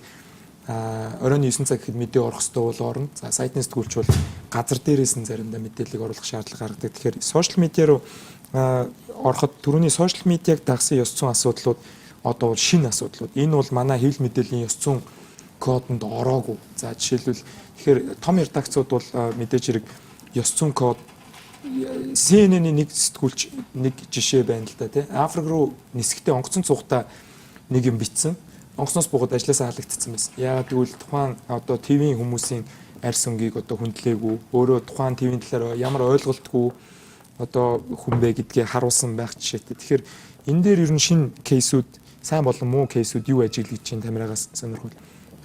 Сошиал медиа орчинд. Яг хоо нэгдүгээр бид нар энэ сошиал медиа гэдгийг бид нар өөрсдөө орчин гэж үг хэлээд байна шүү дээ, тий. Энэ орчин гэдгийг сайн бодмоор юм шиг байна. Тухайлбал одоо тэрийг хэвлэл мэдээллийн хэрэгсэл, хэвлэл мэдээллийн байгууллага гэж үзэх юм уу, үзэхгүй юм уу? Facebook хэдийгээр за телевизийн контентийг нэвтрүүлж байгаа ч гэсэн тэр телевиз муу юм уу? Тэнд редакц байгаа юм уу? Нэг асуудал нь. Хоёр дахь нь сэтгүүлчид хэвлэл мэдээллийн байгууллагууд сошиал медиаг өөрсдөө үйл ажиллагаанд ашиглаж байна. Энэ ашиглаж байхдаа ямар нэгэн байдлаар ёс зүйн хэм хэмжээ зөрчилдөгч байд юм уу? Мэргэжлийн алдаа гаргадаг ч байд юм уу? Энэ нь сошиал медиагаар дамжуулж гин үү? Телевизийн антенаар орон даяар цацж гин үү? Сонины хэвлэлтэнд машинаар ингээ хэвлээд хүмүүс рүү тарааж гин үү? Адилхан байхгүй юу? Уг нь бол тэн дээр гарч байгаа юм чухал. Тийм юу гэж хэлэх гээд нэхэр сошиал медиа ингээд айгу бидэрт ойрхон болсон болохоор ингээд асуудал болоод байгаа болохоос яг үүндээ тэн дээр хэвлэл мэдээллийн байгууллага өөрийнхөө нэрээр контент бэлтгэж гаргаж байгаа бол тэн дээр ёс зүйн зарчим яг хэвлэл мэдээллийн байгууллага шиг хандах, хариуцлагатайгаар хандах үүрэгтэй. Одоо манай жишээ нь зарим ингээ фэйсбүүкээр хүний анхаарлыг татах зорилгоор албаар нэг жоохон өөр ч юм уу гарчиг өгчөөд дараад үзэхлээр тухайн сайт руу ч гэдэг юм уу яг жинхэнэ хэвлэл мэдээллийн байгууллага руу ороод өөр мэдээлэл энэ байж тохиол байдаг л да. Энэ бол ялцгүй ёс зүй алдаа бол мөн үг мөн шүү дээ. Олон улсд бол кликбейт гэж нэрлэдэг байгаа тийм хүнийг нэг клик даруулж оруулах гэдэг шүү дээ. Залилан баггүй нэг талаараа нэг талаараа залилан болоод тэгэхээр бидэнтэй цуг одоо шүүхийн ерөнхий зөвлөлийн гүйцэтгэх нарийн дарга минь сайхан хүрэлцэн ирлээ. Тэгэхээр минь сайхан даргаас сонирхмоор байгаа зүйл бол бид өнөөдөр хэвлэлийн ёс зүйн талаар ярьж байгаа. Тэгэхээр одоо өөрчлөгдөн байгаа энэ хэвлэлийн орчинг манай шүүхийн бүрэлдэхүүн ер нь хэр өөрсдийгөө энэ мэдээллээр цэнэглэж одоо шийдвэрээ гаргаж ийн өнгөрсөн жил бол Монголд анх удаага сошиал медиа орчинд хүн гүтгсэн хэрэгээр одоо блогер буюу Twitter хэрэглэгч бол бас шүүхээс ял авсан кейс гарч байсан. За тэргээр олон улсын байгууллагууд их бичиж байсан. Тэгэхээр манай шүүгч нар ер нь хэвлэлийн эрх чөлөөг хамгаалж ажиллах за энэ шин өөрчлөгдөж байгаа энэ сошиал орчинг хэвлэл мэдээлэл гэж авч үзэхдээ ер нь ямар практик одоо Монголд хөрс үүсэж байна? Таны анзаарж байгаагаар. За тэгэхээр шүүгийн систем үндсэндээ манай шүүгчдийн сургалт шүүгчдийн одоо хэрэг маргаан шийдэж байгаа тэр практик судалдаг бас өөр нэгэн тогтолцоо байгаа. За тэр асуудлыг бол үндсэндээ шүүхийн ерөнхий зөвлөл түүний дэрэгдэх шүүхийн хүрээлмэл хариуцж явуулдаг. За сургалтын хөтөлбөрөөр бол ялангуяа ийм шинэ орчинд за дээр нь ялангуяа нийгмийн хүрээнд байгаа шүүгчдийн гэдэг нь ер нь жирийн иргэн хүний хувь заавал мэдэх ёстой тийм сэдвэр одоо сургалтуудыг ялангуяа энэ нийгмийн шинжтэй тийм сэдвүүдийн сургалтуудыг бол сүүлийн 2 жилийн хугацаанд оруулж ирсэн байгаа. Тухайлбал юу гэдэг нь те энэ нийгмийн хүрээнд байдаг энэ сошиал орчноос гадна одоо юу гэдэг гэр бүлийн хүчирхийлэл тэгээд юуны хүүсийн асуудал за өөр одоо нийгэмд байдаг бас тэр болгон бас бид нар хүлээн зөвшөөрч чадахгүй байгаа зарим үзэгдэл за хүний эрхийн талаас зарим асуудлыг бол ингээд сургалтаар явуулаад эхэлсэн байгаа. Үнийг бид нар нийгмийн одоо мэдрэмж гэдэг юм сэдвт багтааж явж байгаа. За яг одоо шүүхийн практик ингээд хараад үзэх юм бол үнэхээр бол анхудаа тийм төвлөртэй холбоотой маргаан шийдсэн. За ер нь интернеттэй холбоотой гэдэг юм уу захин ертөнцтэй холбоотой гэмтгэлийн одоо ганц хоёр тохиолдол бол орж ирж байгаа. За зүгээр хэвлэл мэдээлэлтэй холбоотой сүүлийн 3 жилийн нэг төвөр судалгаа харахад бол яг гэмт хэрэгтэй 111-ээр буюу гүтгэх гэмт хэрээр бол нийтдээ 3 хүн дээр эрүүгийн хэрэг үүсэд 2 цагаатахтай нэг нь одоо тургуулах ял авсан байдаг. За нэг 90 гаруй нэр төрийн сэргийх тийм иргэний маргаан бол шүүгээр шийдэгдэж тодорхой хэмжээний одоо байгууллага иргэдийн нэр төрийг сэргийх түүнтэй холбоотой гэм хорыг хохирлыг одоо арилгах тийм шийдвэрүүд шүүх гаргасан байгаа. Товчтой бол шүүх бол яг одоо энэ шинэ энэ орчинд бол одоо бүрэн бас бэлэн байж чадахгүй байгаа. Тийм учраас энэ талаар бас хийх ажил нэлээд хүлээгдэж байгаа.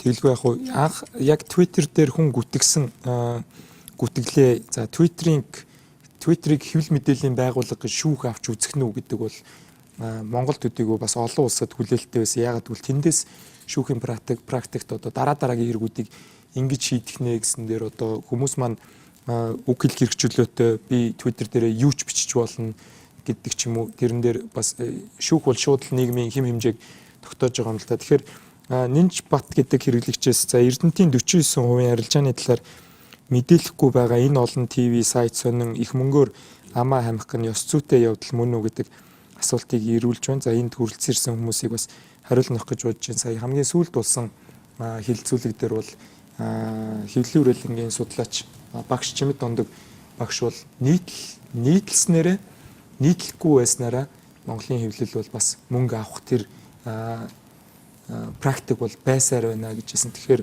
яг энэ кейс дээр ёс зүйн хувьд ямар байд юм бол та бүхний бас санаа бодлыг сонирхъя. За хэвлэлийн зөвлөлд ирсэн гомдлоос яг ийм гомдол нэг ирсэн байгаа. За энэ бол нөгөө тухайн одоо бизнесийн байгууллагын талаарх мэдээллийг ийм мэдээлэл байна. За энийг одоо тавина.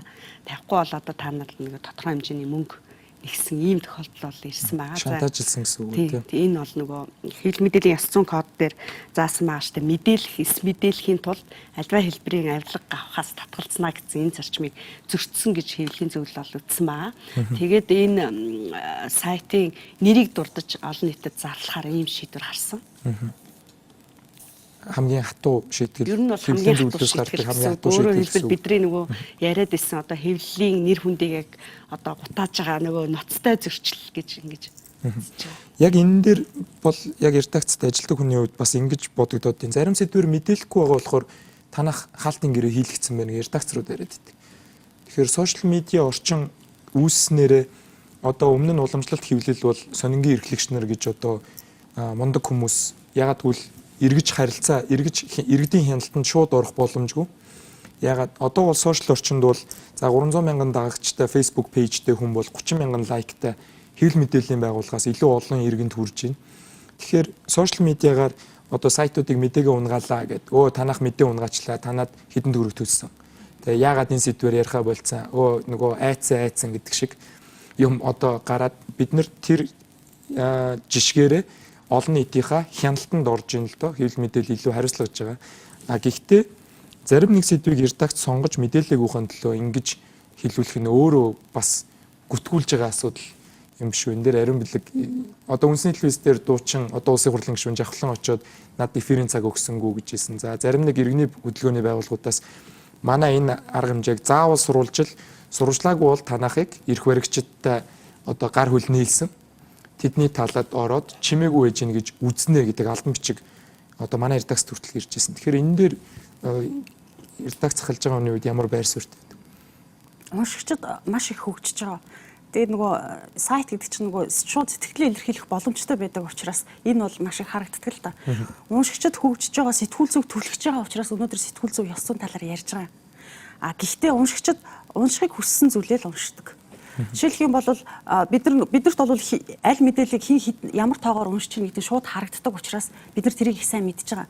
Жишээлх юм бол хүүхдүүдэд анхаарцгаая гэдэг мэдээг бол уншигчид маш бага уншдаг.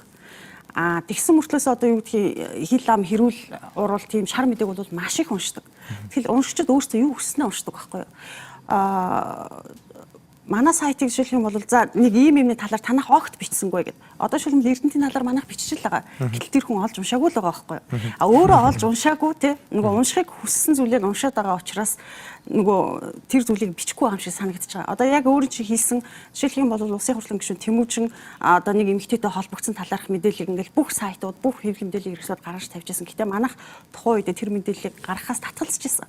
Яагаад гэвэл энэ одоо хувь хүний өөрийн хэрэг юм а. Энэ бол манай сайт те манай сайтын одоо юу нийцэхгүй ийм шар мэдээлэл байна. Тийм учраас энийг бид нар заавал одоо тэр янз бүрийн талаас нь гаргаж бичээд авах шаардлагагүй маа гэд нийлхээс татгалзчихсан гэх мэт.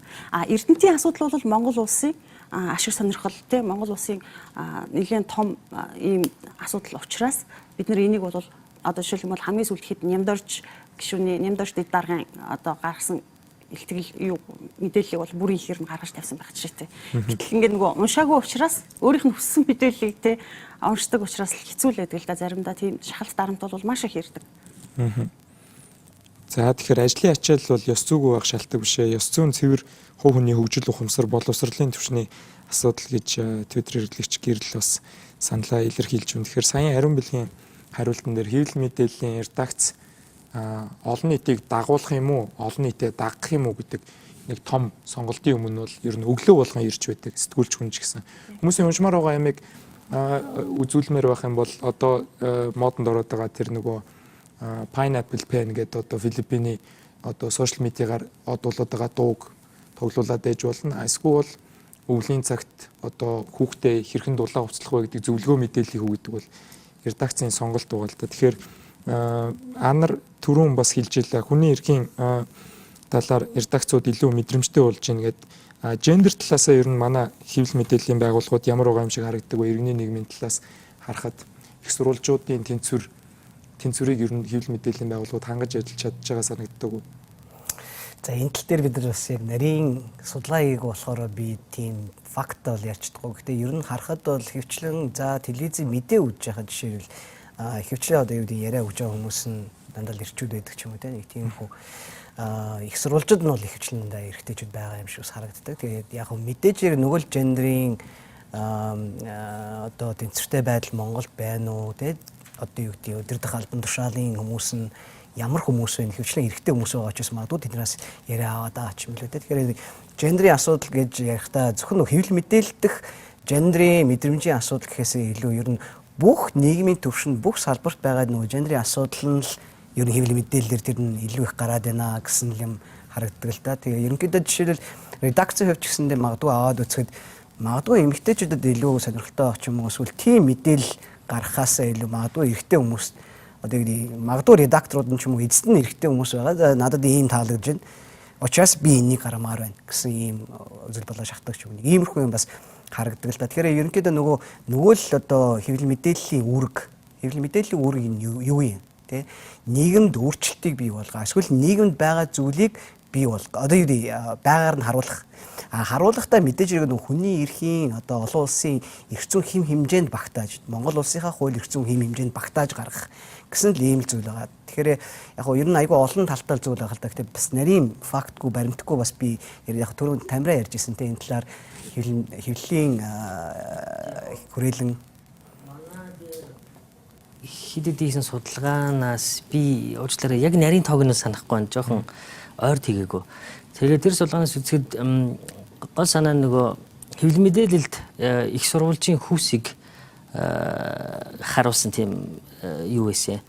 Тэгээд тэн дээр бол өдөртмийн сонин за телевизүүд мэдээ нийтлэл өдөртмийн сэтгүүл зүйн бүтээлүүд дээр гарч ирж байгаа их сурвалжууд дээр хүүсийн харьцааг харахад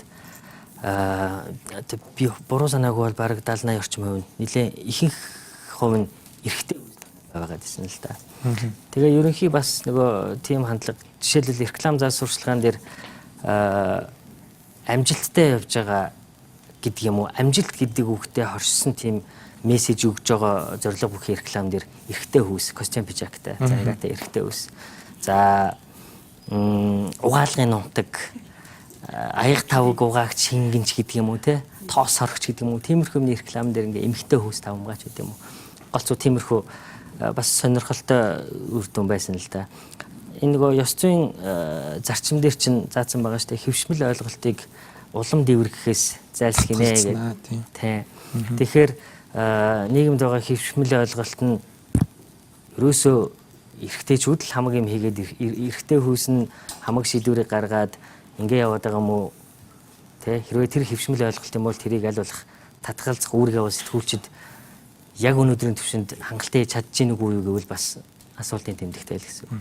Тэгэхээр яг энэ судалгаа гарч ирсний дараа бас энэ судалгаанд Монгол телевизийг бас хамруулж манай бүх их сурвалжуудыг заадалж үзсэн байсан судлаач нар тэрнээс хойш нүүдэл шийдэл нэвтрүүлэг бас гендерийн тэгш байдлыг их сурвалжууд дээр хангахыг хичээж ажилладаг байгаа. Тэгэхээр 6 эрэгтэй зочин урьж авчирсан бол Twitter хэрэглэгчид ч гэсэн ер нь шүүмжилдэг байх жишээтэй. Одоо гэхдээ Монголын хэвлэл мэдээлэл шийдвэр хаана гарч байгаа вэ гэхэд хамгийн наазахын жишээ бол парламентаас бүх телевиз хэвлэл мэдээллийн байгууллага сурвалжлага бэлдэж байгаа эмэгтэй эрэгтэй гишүүдийн хүүсийн тэнцвэр за ордны хонглоор холигч байгаа парламентын сэтгүүлч эрэгтэй гишүүнтэй таарах магадлал за эмэгтэй гишүүнтэй таарах магадлал дээрээс л ер нь бас орой телевизээр эрэгтэй хүн гарах уу эмэгтэй хүн гарах уу гэдэг нь бол ёс зүйн кодын 3.2 дээр байдаг хэвлэл мэдээллийн нийгэмд оршиж байгаа хэвшмэл ойлголтуудыг улам дэвшихээс зайлсхийнэ гэж байдаг. Тэгэхээр Менцайхан багшаас бас эргээд сонирхоход бол Монголын сэтгүүлчид бол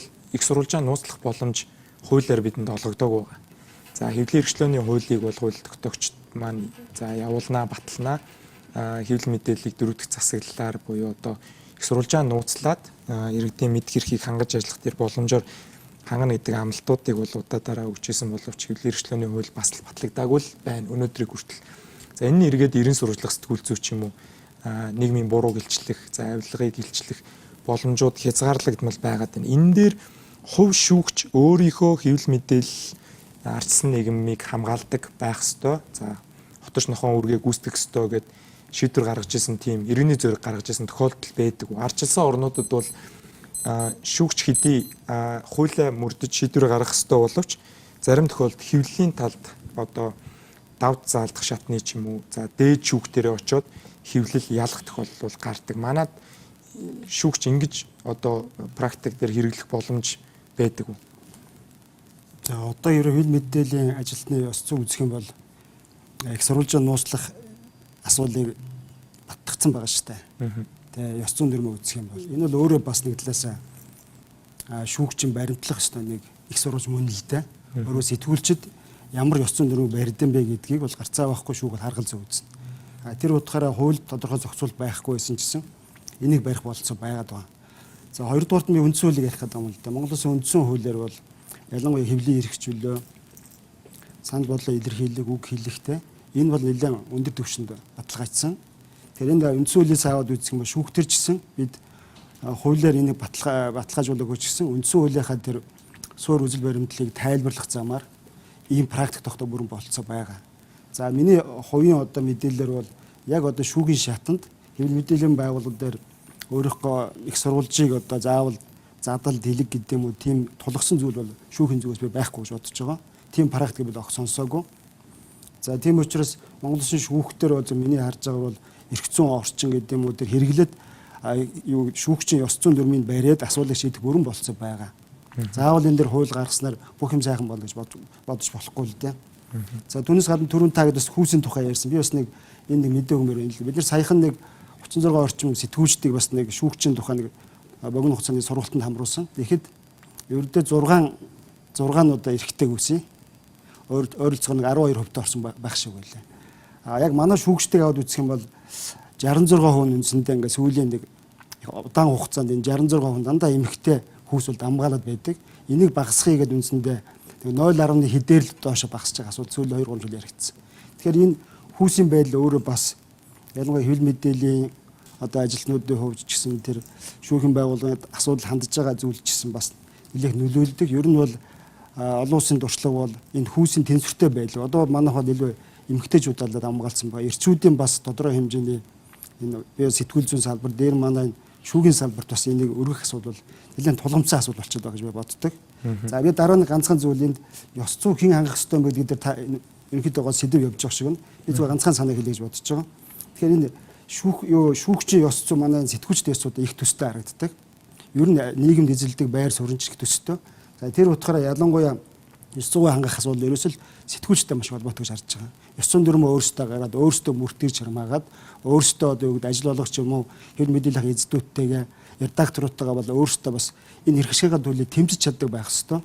Дээр нь тэр ёс зүйн зөрчил гарах юм бол өөрсдөө нэгэ шийдэж чаддаг. За энэ шийддэг механизм аваад бүрэлдээ явж байгаа юм шиг байна. Хамгийн гол миний хэлэх гээд байгаа санаа бол ялангуяа хэвлэл мэдээллийнхаа дээр эзэдүүд гэдэг юм редактор гэдэг тэр хүмүүстэй ингэж хамтарч одоо энэ өөрсдийнхөө чөлөөт байдлыг хангах талаар нэг хангалттай санагддаг.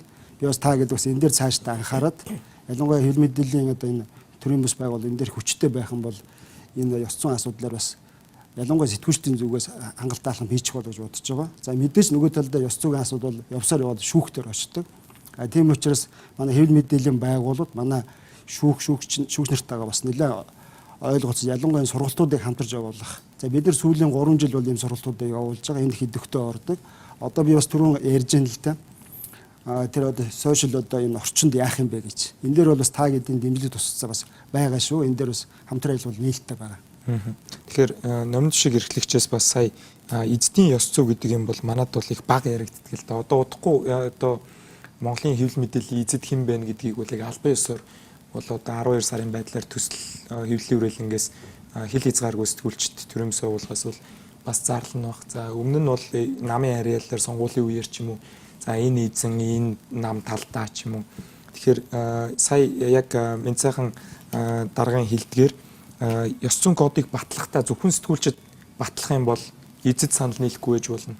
Тэнд уншигчид оролцох ёстой бүгдээрээ нийлээд хэм хэмжээгээ тохироод авах юм бол дараа нь тэрэн дотроо нөгөө яаж яана гэдэг шиг сэтгүүлчин яг өдөр тутмын хэм хэмжээнд дээр тэрийгэ дагаж мөрдөөд байвал зүгээр өгөх. Тэгэхээр ер нь эзэдийн нөлөөлөл редакц руу орж ирэхийг ер нь хаах ямар механизмууд байд юм бэ? Эсвэл одоо редакцийн бие даасан байдлыг хангах ямар механизмууд байна? Энд ер нь редакц эзэд гэдэг хоёрын маш өөр хоёр ойлголт гэдгийг хэлэх хэрэгтэй байх. Одоо үед бол Монголд ялангуяа бизнесмэнүүд би бизнесээ хамгаалахын тулд хэвлэл мэдээллийн байгууллагатай болох ёстой гэдэг юм аюултай ойлголт бий болоод байгаа үед бол энэ маш чухал. Яагаад гэх юм бол тэр хин нэгэн хүний хэвлэл мэдээлэл байна гэдэг чинь тухайн хүнийхээ эрх ашигыг хамгаална, тухайн хүнийхээ хамтрагчийн эрх ашигыг хамгаална гэсэн үг. Тэгэхээр зэрэг мэдээжийн хэрэг түрүүн таны хэлснээр энийгээ бол ил тод заадлах хэрэгтэй.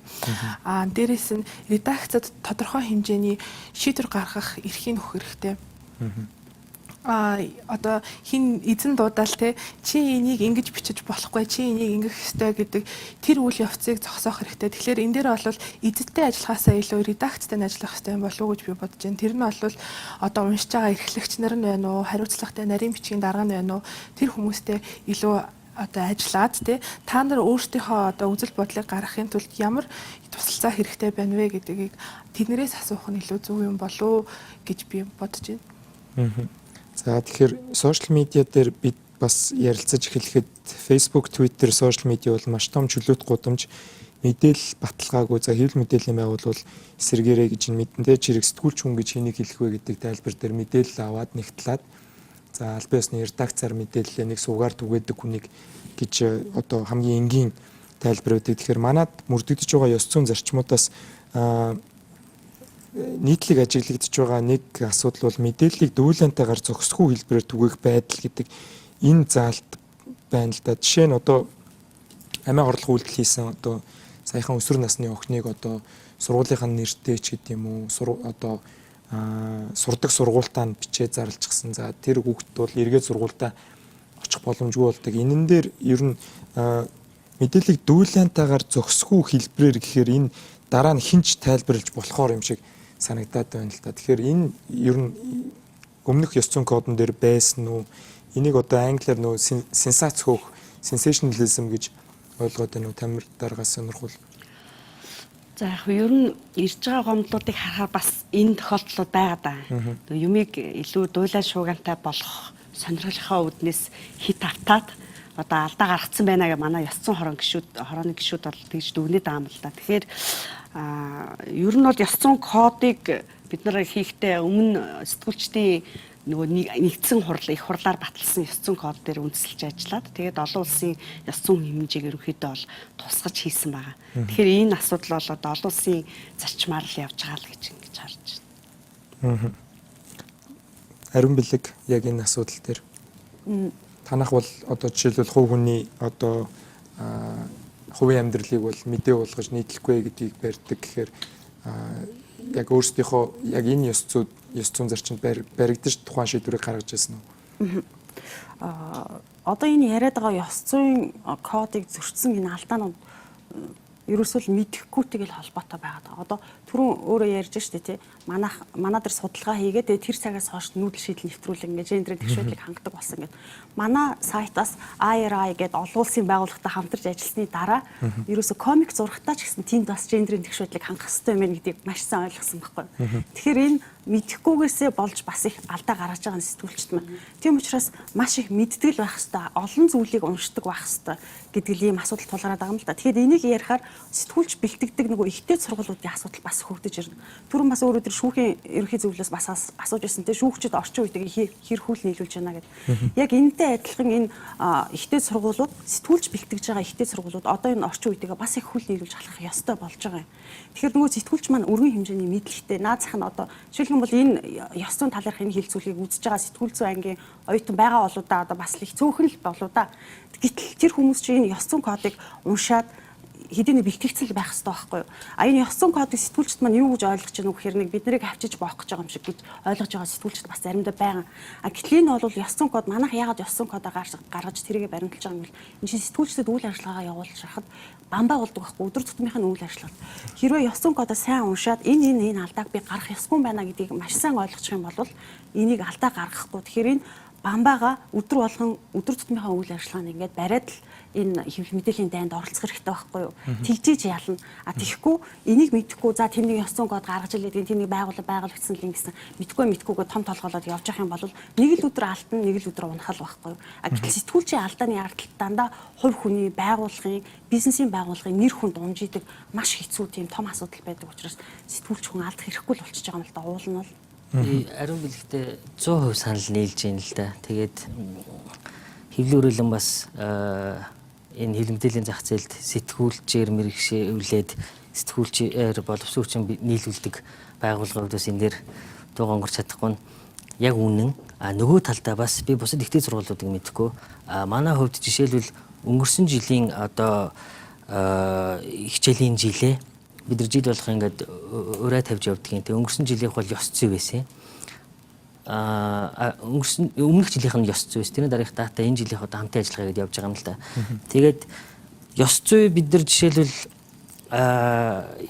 яг хичээлийн цаг хүртэл сүүлийн одоо хэдэн жилд уртсгаад за тэгээд одоо энэ нөгөө нэг ёс зүйн код дээр заалт болгон дээр бид нар кейс хилцүүлээд ингээл яваал өөрсдөө хэмжээнд оюутнууд айгүй сайн бэлтгэл ёс зүйн мэдрэмжтэй тэ ойлгодог болгоод тэгэнгүүт харамсалтай нь бас яг редакц дээр очиод за харьцангуй яг өнөөдөр бол манай мундаг хоёр өдөртний сонины том төлөөлөл за цахим сайтын том 2 төлөөлөл ирсэн болохоор бусд нь редакц нь асуудалтай редакцуд бас байна.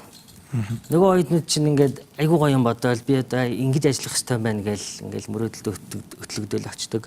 Нөгөөх нь чи энэ компьютер дээр сууж агаад зүгээр сайт бусад хит хитэн сайтуудыг нэгээд эндээс нэг хитэн мэдээ бэлтгээд мэдээ угаах гэж бид нар ярьдаг тийм даалгавар шууд өгдөг тийм редакц хүртэл байна. Яг үнэндээ.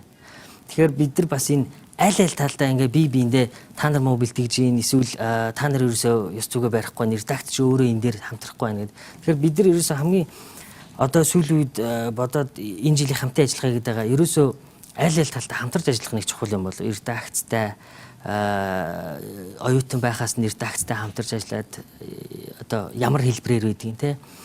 Тэгээд аль талдаа ойлголттой юм ойлголцыг гэсэн хандлагаар хандахгүй бол бид нар нөгөө сая ерөн сурвалжлага сэтгүүлзийн Азийн чуулган Непал сая 7 нэг өмнөөс тэнд очиод тэнд бас ингээд бас л дэлхийн шилдэг сэтгүүлчид цугласан.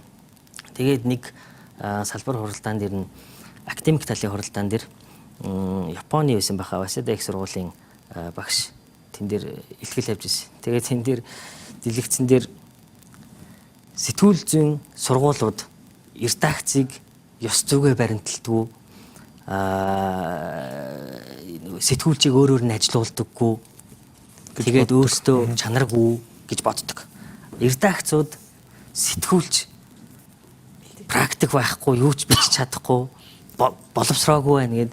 Тэгэхээр энэ бид нар ерөөсөө тэгэхээр бид нар энэ ерөөсөө ганцхан манай асуудал биш. Ерөөсөө дэлхийн техникийн манай хэвлэлийн уулзалтууд дээр бас яг ийм юунууд одоо сэтгүүлч бэлж байгаа 18 сургууль байгаа.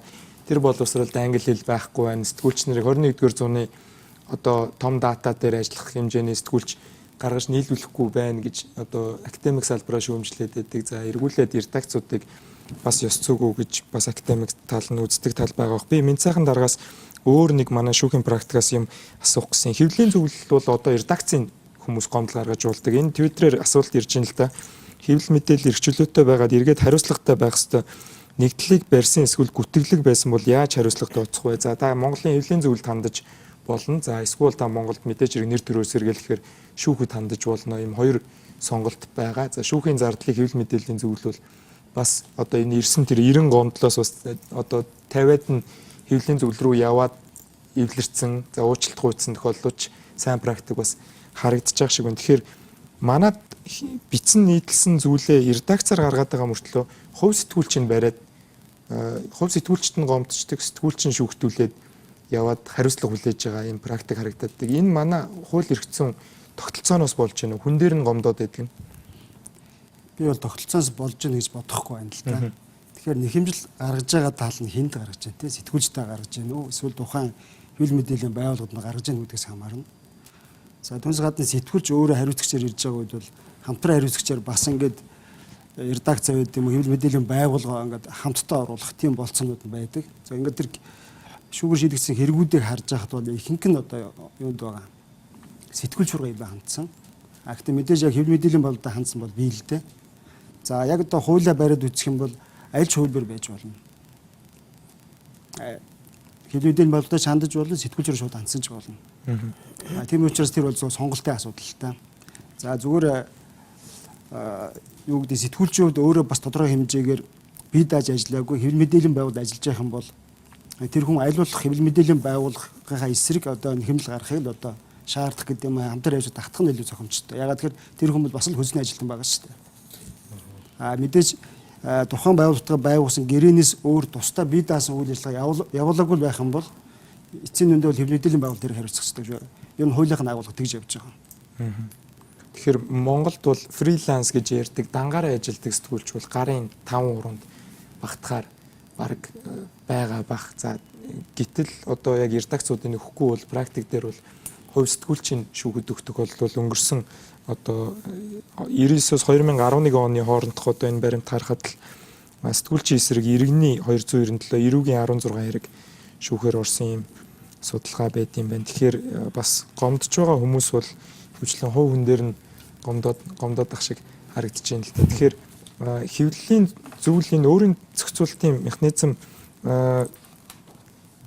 ер нь явсаар хагаад ямар үр дүнд хүрнэ гэж бодож ер нь өөр барууны орнуудад ер нь төлөвшлөл нь бүрэн хүлээмжшөөрөгдөд ирэхээр ямар эерэг үр дүн харагддаг юм бол За ер нь бол одоо бид нар хэвлэл мэдээллийн хариуцлагын асуудал яриад байна шүү дээ тийм ээ яс зүйтэй байх гэхээр тэгэхээр энэ хэвлэл мэдээллийн хариуцлагын асуудлыг сайжруулах тал дээр орж байгаа. Нөгөө талаасаа энэ нөгөө иргэд одоо хэвлэл мэдээллийн байгууллагуудын хоорондын нөгөө ойлголцлыг бас бий болгох чинь тийм ээ гомдж байгаа иргэний гомдлыг одоо шүүхээс илүү хамаагүй богино хугацаанд шийдвэрлэж өгч जैन мэрэгжлийн хүмүүст дүгнэлтээ гаргаж өгч जैन дээр нь ямар нэгэн үн төлбөргүй бас тэрийг шийдэж өгч जैन тэгж ингэж нөгөө одоо алдаа гаргаж байгаа хэвлэл иргэдтэйгээ ойлголцож уучлал гуйж одоо залруулга гаргадаг тэр соёлыг л бий болох гэдэг юм л та. Тэгэхээр тэр соёл бол одоо нөгөө яг энэ ардчил хөгжсөн энэ хэвлэлийн зөвлөлттэй улсуудад бол ингээд төлөвшсөн байна. Бид нар одоо өнгөрсөн жил Германы хэвлэлийн зөвлөл дээр очиж туршлага судалсан л да яг одоо нэг өдрийнх нь хуралд суугаад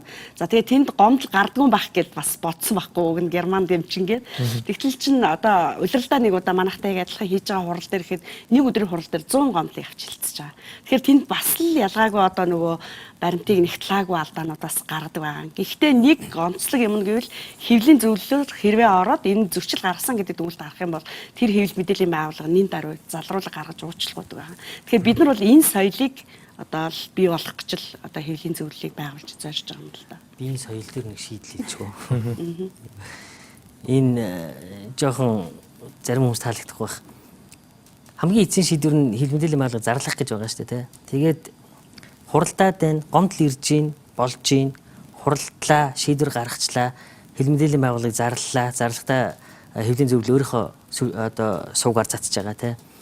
Энийг нь хүмүүс бас тэр болгон харж чадж байгаа болов уу гэдэг нэг юм байгаа, тэ. Тэгэхээр манай сэтгүүл зүйд нөгөө тоогоорууга нэлэмхгүй гэдэг нэг юм яваад идэг. Би миний бодлоор энэ сэтгүүл зүгээ Монголын сэтгүүл зүгээс алга болохгүйгээр энэ өөрийн зохицуулалтын энэ одоо юу гэдгийг зуршил гэх юм уу юу дадал хизээч бий болохгүй байх гэж боддог байхгүй. Тэгэхээр жишээлбэл одоо тэртээдгүй ийм нөгөө түрүү хэлсэн жижигхэн зах зээл дээр олуулаа зодтолдож байна. Тэгвэл би бүр зэрлэг санаа хэлэх гээд байгаа байхгүй юу? Жохон муухай дуу санал. Хэвлэл мэдээллийн байгууллага алдаа гаргаад зарлцсан бол бусад хэвлэл мэдээллийн байгууллагууд нь тэрийг нь зарлал та. Тэ нээлттэй. Миний талхнаас суугалцж байгаа хүн муухай юм хийгээд байвал муухай үстэй. Тэгэхээр зүгээр тэр зарчмаар тэгэхээр манад нөгөө нэг биеийн лүгээ сэтгүүлчд биенийг амуулж болохгүй. Тоогооруугаа нөлмөж болохгүй. Тэр надад энэ бол утгагүй санагддаг байхгүй. Тэгэхээр энэ юуны ёс зүйн кодын бас 8 дээр байдаг мэргэжлийн эхнүүдийн эрх ашигыг хүндэтгэж зөвхөн шудраг өрсөлдөөнийг эрхэмлэн гэж байгаа.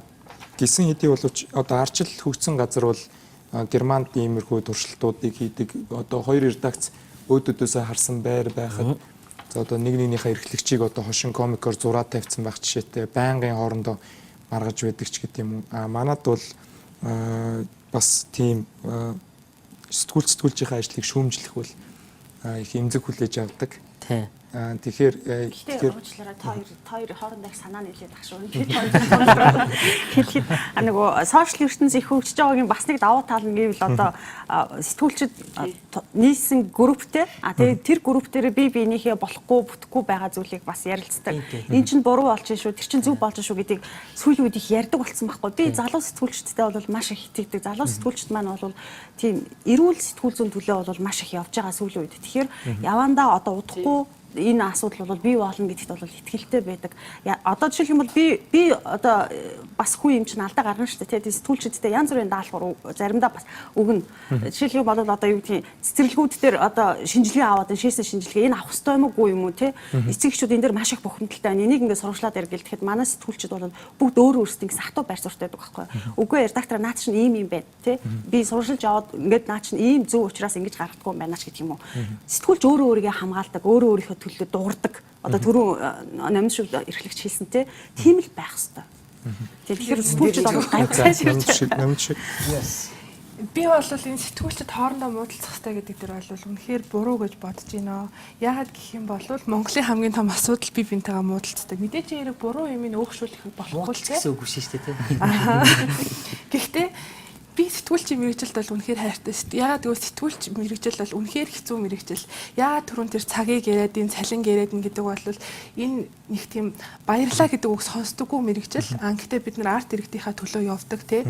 Тэгээ бид нар нийлж ийж тий зөвхөн өнөөдөр сонь дээр гараа тавиад юмд хүрдэггүй байхгүй юу. Гөөгөөтэй хамтраад тий өөр одоо ямар одоо Монгол HD-тэй хамтраад бид нар хамтарч юм хийж ийж ямар нэгэн юмны үр дүнд хүрдэг ээ. Тэгэхээр зэрэг хоорондоо ингэж унах юм бол тэгсэн би бинийгаа л одоо байхгүй болгоно гэсэн үг шүү дээ. За баярлалаа. Тэгэлгүй яг хуу бие бинийгээ хэрвээ шударгаар өрсөлдөхгүй байх юм бол мэдээж хэрэг иргэдийн хэвлэл мэдээлэлд итгэх итгэл буурна. За тэр чигээрээ хэвлэл мэдээлэл үндсэн үргээ бас гүйцэтгэх боломжгүй болох юм а. Тэгэхээр нүүдэл шийдэл нэвтрүүлэг даваа гарагийн үуч хуулиас дээгүүр сэдвээр ёс зүйн асуудлаар ярилцлаа. Эрдакс дээр гардаг, яг албан дотор гардаг асуудлууд үнийг хэрхэн шийдвэрлэдэг.